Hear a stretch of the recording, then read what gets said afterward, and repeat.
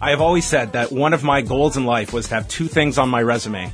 Former co-host of Live Audio Wrestling and be in my own Christmas movie.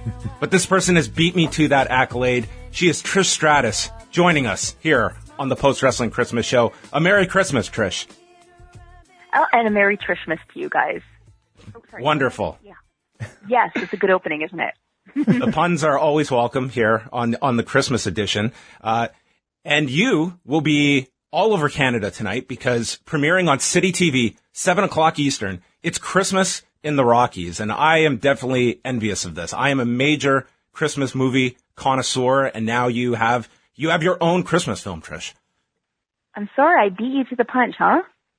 It's always been a goal of mine. That's just been at the forefront, not within reach, but I'm very envious. Well, I'll tell you all about it so you can kind of like live vicariously through me, but it was an amazing experience, wearing heavy sweaters and leather jackets in July, up in Muskoka, was great. There's things like that. That's reality, you know. We filmed obviously during the pandemic, so it was in the summertime, and there was, besides dealing with the heat of shooting a Christmas movie in the summer, that was one thing. But we were one of the first productions to get greenlit, so wow. We were kind of wading the waters and deciding to, basically just like we all went for it, and seeing government mandated protocols in place, and seeing that it created a safe environment for us to sing, and it was actually useful when it was time for me to make my decision to send kids back to school. Mm-hmm. But it was great. It was a great experience. And I was the same way. When I got the news, I was like, oh my God, yes, we need to do this. Like, my mom was so excited. Like, it's very exciting. My kids can watch this, which is good because my other movies maybe not so much.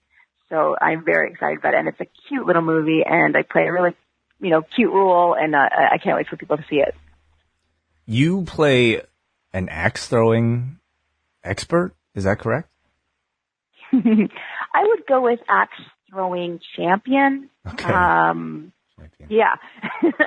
Yeah, Marie Brown is, that's the premise of the film is, it takes place in a lumberjacking town, and there's a lumberjack contest happening, and I am brought in. I'm sort of like a legend in the lumberjack world. I guess I'm called a lumberjill. I think that's what the female counterparts are called, or maybe that should change, and everyone should be called lumberjacks, right? I don't know if that's should happen. I think it's whatever term you want to own, Trish, is the appropriate label. Yeah, whatever works, right? So yes, I'm a champion axe thrower. I'm brought in to host a contest and be part of the commentary team. And then I end up, part of the story. And of course there's some, romance, and there's some fun stuff and Christmassy stuff. And that's all I'm going to say. But it's wonderful. Well, it's happening tonight, 7 o'clock p.m. Eastern is the Canadian air date. And in terms of just like the day-to-day, you've been involved in many film productions in the past.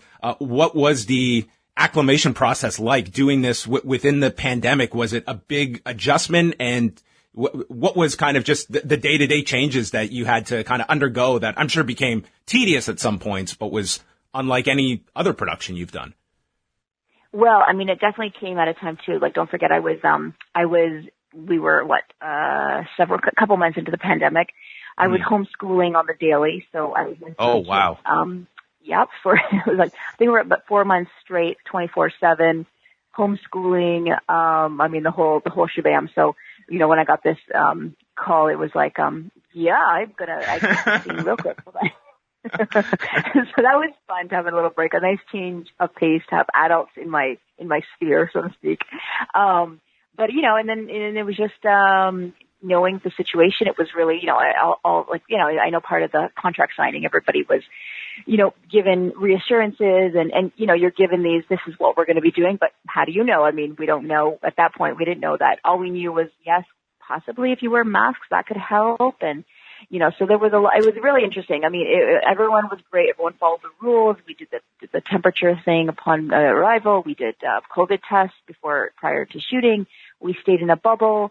Listen, I was just a cameo, so I only filmed a few days. So I can imagine, it was probably a bigger, commitment for these actors who were in the bubble for, a few weeks doing this project. But it was just a minor, just a little hiccup. It was not a big deal to be able to commit to these little asks from the company. And it was very easy to go about and do it. You kind of even when I was doing makeup, you were in a mask. The makeup artist was in a mask, and they would remove the mask as they went. So we would do the eyes, then we would move move the chin, then move it down, do the nose. It was pretty interesting, basically covering up your orifices as much as possible. So it was really interesting, definitely a unique environment. But it pulled off successfully. There was no cases, and everyone was safe, and we were able to make this amazing Christmas movie with this great Canadian production company. They distribute in the U.S., but they are based here in just north of Toronto. So it was great to work with them and stay local. And I got to just kind of step away from my pandemic life and remote learning, be like the school teaching mom for just a few days and do this and kind of step back into Trish Stratus. Well, Trish Stratus, I say the entertainer, I got to kind of perform and create again, which was nice. But it was a wonderful experience. And watching it back, I'm still tickled when I saw it back. I was like, oh my God, it's such a cute movie. It's interesting to always see yourself on different mediums, that's for sure. When this whole thing hit earlier in the year, you're somebody who's a self-described workaholic with, a full schedule, I'm sure. When this whole thing hit and, for many people shut down their typical routine, what was sort of your attitude? It sounded like you're very involved with your children's schooling, of course, but how did that change your life personally? I would just say in a good way. It's I know people have talked about this reset and this break that came about, but it's just been so great. I loved the experience of being able to homeschool my kids. I had when I do things, I am 100% in. I had basically my kitchen turned into a classroom. I had posters on the wall. Everything was, for our learning and I was just fully 100% in, and but I loved it. Yes, at times it was a lot, because my son is 6 years old, and he's remote learning from 8:30 in the morning till 3:30. Basically, he was online and learning, and you have, it's when they get a little older, they just kind of do their thing. But obviously, at that age, you're also, fully engaged and hawk eyes the whole time and hawk ears, I guess if that's the thing. But that's what it was kind of for the whole day. And then in the meantime, trying to keep the little one entertained, because I had Maddie, who's 3 years old. And so keeping her entertained and keeping her learn. She's in a Montessori school. So I set up a little Montessori classroom in her playroom, and a lot of the Montessori stuff's independence, play. So they go ahead and, do a lot of activities that you show the child, and then they can go ahead and do it. So I had a full classroom scene going on, and I loved it to the point where once school actually ended, I had Mama Camp. I called it Mama Camp, and I had the kids doing fun stuff, we were doing art and all kinds of stuff. So I loved it. This is something I've always loved, and I've loved the break. I love to be able to just be home and be fully engaged and present, and it did a lot of great for myself as well as my family. It was a good time for us.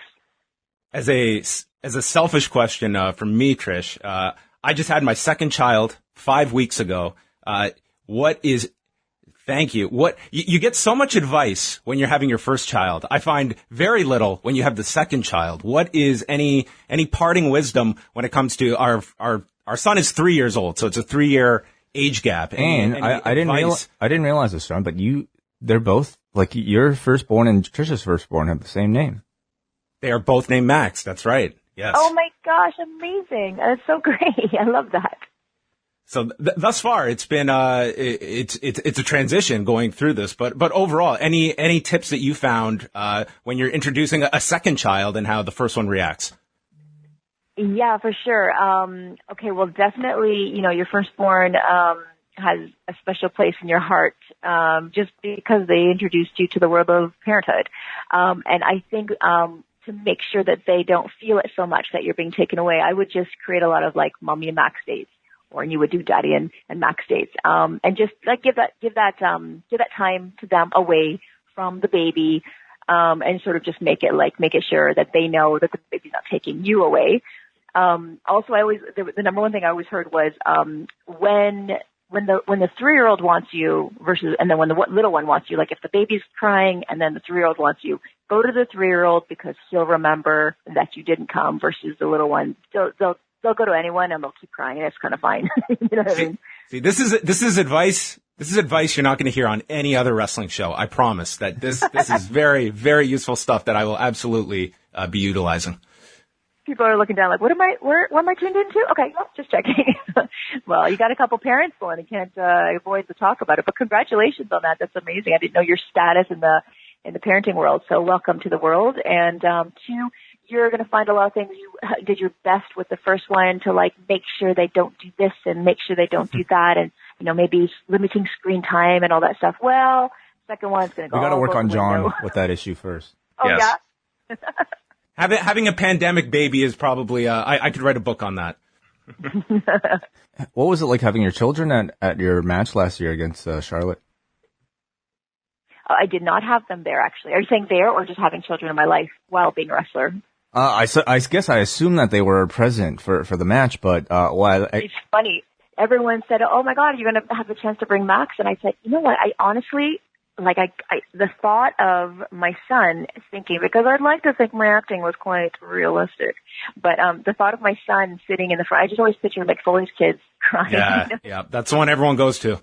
Yeah, you know what I mean? I just thought, I don't know if like he would get it, like, oh, mommy's acting, but I mean, there's sometimes you look at my face and you're like, oh my God, and I mean, on top of the fact that when you watch the match, there are moments where you're like, oh my God, so I just thought, I don't think he needs to be put through that. So he was, they were part, they're always part of like the overall, they were part of when they made the documentary of me, the WWE 24. And they get it, like when mommy, like, when I put my earrings on, I'm going to go fight, like they know like when mom's going to work, but, so they don't really specifically need to see the violent part of it, I guess, you know what I mean? So, but it was interesting to try and go back, after 11 years or how many years I always took that hiatus and have a singles match against the number 1 female person in the company, while having 2 kids. That was interesting, and that was quite a juggle, but a new juggle. I never had to, learn before. It was all about me, like preparing and training, and now it was like about, okay, I got to be about the kids until 9 p.m. Everybody's asleep, and now so I would go to the gym at like 9 p.m., train till midnight, and then go take my kids to school, do my day, so it was definitely a different juggle for sure, but we pulled it off. I thought it was so great that they documented that aspect of things that, sometimes you can't really tell those stories on Raw or SmackDown, but when you have the network and you can kind of go a lot deeper with those stories, like I found that part fascinating. When you now, this many, year and a half removed from that, did you leave that match with the belief that, I got wrestling out of my system with that? It was so well received. Or are you open-minded that, the right story, the right scenario, you're open to, scenarios being pitched your way? I pitched that match to Vince, and because I kind of felt like, I'd done a couple comebacks and, and I'd done it with my bestie, which was super fun, and there was a novelty to it for sure. But being in that scene, I guess also like being part of like the new world and kind of like, I don't even know if these kids know, like they might know of me, but do they really know what I'm about? And so it was a little bit of like maybe a selfish thing that I just was like, and I mean, the ultimate, thing was for me to do it for myself. I was like, could I pull this off? And then when I saw the opportunity, of, WWE coming to Toronto and being SummerSlam, one of the biggest, pay-per-view events of the year, and then just the positioning of everything, where Charlotte was in the company at the time, storyline, everything was it just kind of lined up perfectly. That I mean, like, literally, Ron has been on my wrestling tag team for how many years we've been together, but through this all, he's always been a keen eye, and he just kind of saw the opportunity, and we discussed it, and it was like one day we just sat up on the couch and was like, it's kind of around the corner. If I'm going to do this, I should kind of reach out, considering also I should probably start training for this if it's going to happen. And then I reached out to Vince, and they loved the idea, and we just like, I had a little hiccup. They're like, we want you to start next week. I'm like, okay, well, I'm actually going to the cottage next week. So I'm just after I go to the cottage, we'll definitely get on this. So that's why everyone's like, it's such a short program. I'm like, sorry guys, I didn't think of it till a certain point. And it was also, I was at the cottage, but anyway, everything got pulled off. I was very happy with it. And does it give me that itch? It it definitely gives me confidence knowing, like I learned, I mean, after every comeback, I learned that wrestling apparently is like riding a bike. You know, it's in me. It's in me. I can bring it. I can find that, place. I can call Rob Fuego and he can help me tap into that place and we could pull it out. And what was fun was working with Rob on this last match and being like, let's do something like they've never seen Trish Stratus do before. And then finding that he was the one who was like, no, you can do this. And then he found this sort of deep place in me that I was able to pull out stuff that I didn't even know I had. At this point in my career, I guess. And, so that was fun. And I do think, and I've always said this, I mean, listen, since I retired, I always said if there's the right story, the right scenario, and obviously the Charlotte was one of those situations where it was the right reason to come out and put things on hold because, especially in my life now, there was a big sacrifice. I mean, everyone had to come help. My mom, Ron had to step up and just do the things that half the stuff that I do. And, in order to pull it off. So, I do see if possibly there was another opportunity. There's something in the back of my mind that I always see as a possible potential opportunity. If it ever should come about, then yes, I would consider it. Am I talking vague right now? Cryptic is the word that most people use. Cryptic. Yes. So possibly related or possibly unrelated to that question, who out there right now that you've never worked with would you love to? I mean, I think Sasha Banks, and I might have some unfinished business, and I say this with much love and respect. It's like this moment we had at the Royal Rumble so many years ago, and actually it seems like so many years ago now.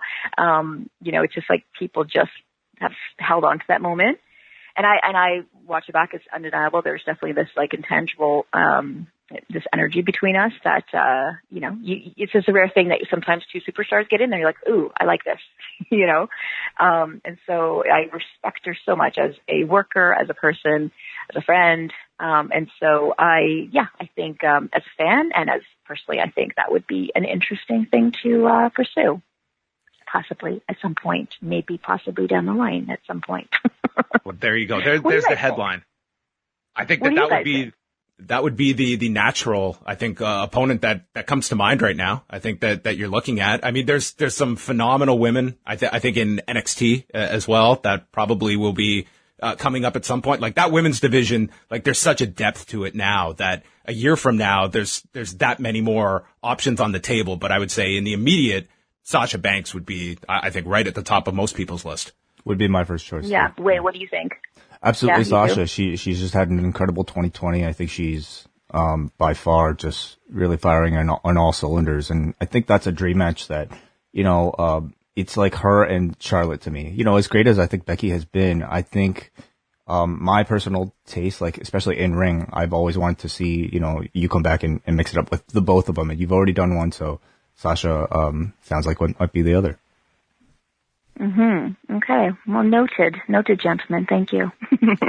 Before we wrap this up, I just want to get into the head from a performer's side of this, and something that you can probably speak to is that, for somebody like Edge makes that huge comeback at the Royal Rumble earlier this year, and then WrestleMania, all of a sudden, who could possibly have predicted that you have to do this match in an empty environment? I'm curious how much wrestling you've gotten to see during this pandemic period and just the adjustment that I cannot imagine having to go to, especially for such a big comeback match like that here you are given the ultimate curveball and there's no fans that you're performing in front of. Yeah.